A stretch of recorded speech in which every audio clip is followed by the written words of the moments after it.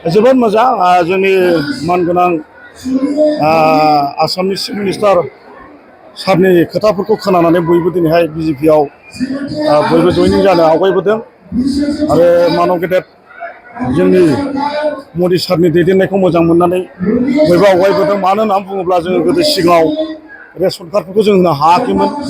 दिनैहाय गोबां मानसियानो गासिबो रेशन कार्ड मोनजोब्बाय, मोनैयानो गैला।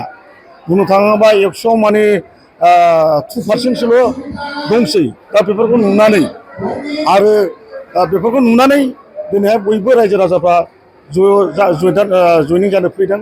आरो मोनसे बाथ्राया जाहैबाय आवगायनि सिगांफ्राव रेशन कार्ड थायोब्ला गैयाब्ला माइरंफोरखौ मोनामोन नङा होमबा, ना मोनोमोन? दाथ' रेशन कार्डबाबो मोनो, नंगौना नङा? रेशन कार्ड थाबाबो दा मोनो। कंग्रेसनि दिनाव माइरंखौ 3 केजि लायोमोन, दा नैबे बिजेपिनि दिनाव फ्रियै होबाय बिजेपि सरकारा। दा बेफोरखौ नुनानै रायजो राजाया बुजिनो हादों गमामायैनो बिजेपि सरकारा खामानिखौ मावमारबाय। बिटिआरआव इउपिपिएल बिजेपि एजिपिआ खामानिखौ मावमारबाय। मानब गेदेर प्रमद बिथाङाबो गोबां आसनि लाबाय। जेनेबा नोङो आलारि सोरां, माइनाव सोरां, गियानि सोरां, बेफोरजों बिथाङा रग निर्मलनि दाराय बिथाङा 27,000निबो बारा बेमार आजारफोरनो 5,000 खरि होखांबाय। जाय गथ'फ्रा गियानि सोरां सात्र सात्रि बिथांमोननोबो 27,000निबो बारा बिथाङा 5,000 खरि होखांबाय। सेल्फ हेल्प ग्रुपनो मथा-मथि 10,000 मानसिनि 10,000 सेल्फ हेल्प ग्रुपनो 25,000 खरि होबाय। आरो हा फाट्टाखौ बिथाङा होगासिनो दं। बेफोरखौ नुनानै दिनैहाय रायजो राजाफ्रा बुजिनो हादों गमामायैनो बिजेपि सरकारा खामानिखौ मावबायब्ला जों सरकारजों थानानै दिनैहाय जोङो सरकारनि आसनिखौ लानोसै होननानै दिनै बयबो लोब लोब फैदों।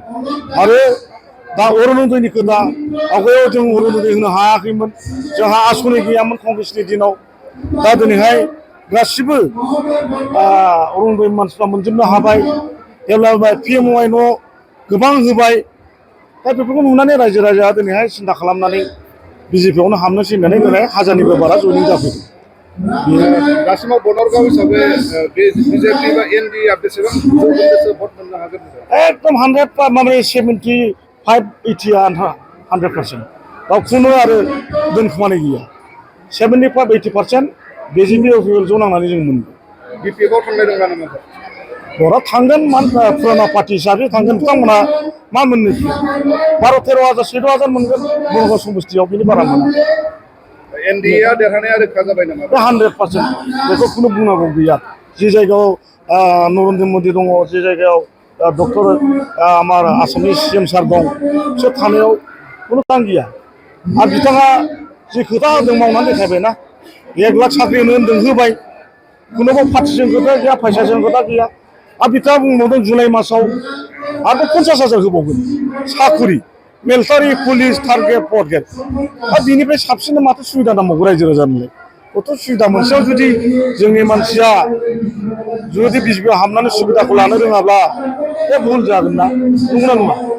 आं सानदों दा कंग्रेसआथ' गैखाया, जेबो मावनो हाखायाखै। गोदोनिफ्रायनो बिथांमोना जेबो आसनि लानो रोंखायाखै। बिसोर ना सेल्फ हेल्प ग्रुपनो थाखा होनो रोंदों, ना माइरंखौ फ्रि होनो रोंदोंमोन, जेबो रोङाखै। दा आसा खालामदों दिनैहाय क'क्राझार टाउनाव दिनैहाय क'क्राझार टाउननि गोबां जोंनि बिपिएफनि कर्मीफ्रा दिनैहाय मोजां मोननानै आंजों जयनिं जाफैदों। आरो सासे अमेन बिपिएफनि बनरगाव मण्डलनि जेनेरेल सेक्रेटारि अमेन उइंसनि बिथाङाबो जयनिं जागोन, दा फैगासिनो दं। आरो गोबां बिपिएफनि फिसा गाहाय लेभेलनि नेताफोर दं, बिसोर जाफैजोब्बाय आरो। बिसायख'थिनि सिगां आरोबाव जयेन जाबावगोन नामा? दङ, जानायाथ' जागोनाथ' दङ, जाबावगोन आरो खालामबावगोन। आरो खालामाबो जाबाय, जथेस्थ' जाबाय, दरखार गैला। देरखानाय खाथांखासै, दरखारानो गैला, जाखाबाय। गुन गोनां गोजौ सोलोंथाइ लानो गोसो गुदुं मेट्रिक पास जानाय फरायसाफोरनि थाखाय गोजोनथाव खौरां। बड'लेण्ड स्टार एकाडेमियाव फरायसाफोरनि मुं थिसननाया सोलिगासिनो। क'क्राझार सहरनि साहा फारसे साखाथि तितागुरिनि समबाय मावख'नि साखाथियाव थानाय बड'लेण्ड स्टार एकाडेमि जुनियर कलेजाव 2024-25 सोलोंथाइ बोसोरनि थाखाय हायार सेकेन्डारि थाखोआव गुनगोनां सोलोंथाइ लानो गोसो गुदुं फरायसाफोरनि थाखाय मुं थिसननाय हाबाफारिया सोलिगासिनो। 2024 इं मायथाइयाव गायसनजानाय बड'लेण्ड स्टार एकाडेमियाव फोरोंथाय मोननाय रोंगौथि गोनां फोरोंगिरिफोरखौ लानानै साइन्स कमार्स एन्ड आर्ट्स मोनथाम स्ट्रिमनि सायाव फरायसाफोरखौ गुनगोनां सोलोंथाय होनो आवगायदों।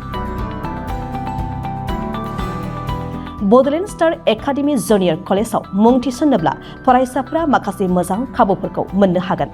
सिगांसिन मुं थिसन्नाया सा 10 फरायसा फरायसुलिफोरा फिस होनाङालासे फ्रि एडमिसन मोननो हागोन। गासैबो फरायसा फरायसुलिफोरनि मुं थिसन्नायनि मासुलखौ 30% रेहाय होनाय जागोन। 75% नम्बर लानानै उथ्रिसार जानो हानाय फरायसा फरायसुलिफोरनि थाखाय एडमिसन फिसखौ 40% रेहाय होनाय जागोन आरो 85% नम्बर लानानै उथ्रिसार जानो हानाय फरायसा फरायसुलिफोरनि थाखाय एडमिसन फिसखौ 100% बाङायनि खाबुखौ होनाय जागोन। हौवासा आरो हिन्जावसाफोरनि थाखाय मुलाम्फा गोनां मोजां जाग्रा आरो मोजां थाग्रा खथानि खाबु गोनां हस्टेलनि खाबुखौ मोननो हागोन।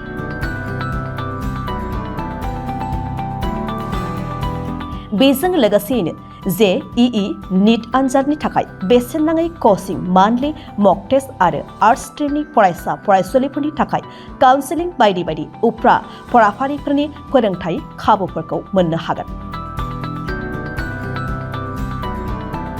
बिदिब्ला मानोथो गोबाव खालामनो? नोंथाङाबो गुनगोनां गोजौ सोलोंथाय लानो थाखाय बड'लेण्ड स्टार एकाडेमियाव मुं थिसन्नायनि खाबुखौ लादो। बांसिन आबुङै मिन्थिनो थाखाय गाहायाव होनाय मबाइल नम्बर फोनांजाब खालामदो। Mobile number 6000349997 7638008149 6003494371।